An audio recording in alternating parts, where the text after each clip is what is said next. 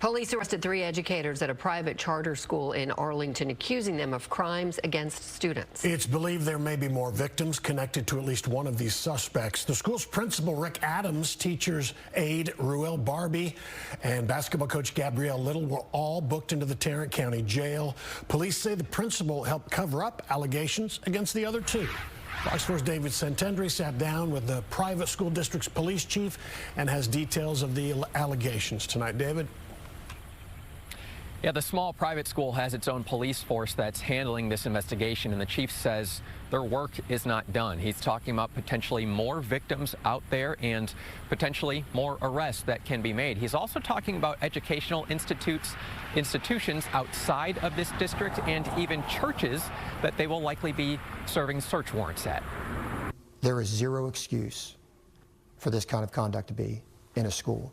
The Newman International Academy police chief is talking about 3 educators at its Arlington school off Gibbons Road now facing felony criminal charges. When the rumor mill hit, we take those allegations seriously. Teacher's aide Ruel Barbie is charged with an improper relationship between educator and student. Assistant girls basketball coach Gabrielle Little, in a separate incident, is charged with grooming. Then, connected to both cases, Principal Rick Adams is charged with tampering with evidence. He's also charged with tampering with a witness and failing to report abuse. We had probable cause in 3 separate, very clear incidences where he participated in or directed the destruction of evidence. Was that directly to the accused? I don't want to answer that right now. Chief Matthew Antkowiak will not reveal specific details of the allegations in an effort to shield victims, but delivers a broad scope of what led to arrest warrants.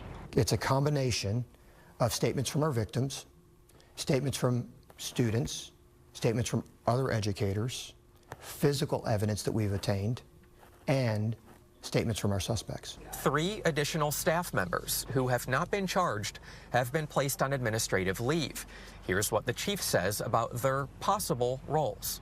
So it's one of 2 things, either incompetence or participation. There is no safe space. A group of parents spoke with Fox 4 to support what they say is the school's transparency. They're in a rough position. The frustration for us is, had other institutions, primary education institutions, taken appropriate action, we wouldn't be talking today. The chief says there are likely additional victims connected to Barbie and former Principal Adams. We've collected tons of phones at this point. The chief says the additional victims are not from Newman, although he would not detail why they'd be connected to Newman's principal. But we do have credible information of additional victims, and we're working with them. Barbie is a local youth pastor, according to the chief, who says 3 churches are being examined. I highly anticipate there will be other people charged, but they will not be employees of Newman. Back at Newman Academy, 2 separate incidences at the same time, but Adams took steps to conceal and destroy evidence of that. The chief says while these arrests are troubling, they must be talked about. We're saying that if you come to this school and you target our children, or you fail to act and intervene, the legal consequences are going to be there for you. The police chief says his team is working with state and even federal investigators because some cases might extend outside of Texas. He did not elaborate on how that might be. He says there were no red flags in the background checks of the 3 people who were hired by this district. As far as the current status of these 3 suspects, the now former principal is still in the Tarrant County Jail on a $50,000 bond, but the other 2 much lesser bonds of $15,000 have already bonded out.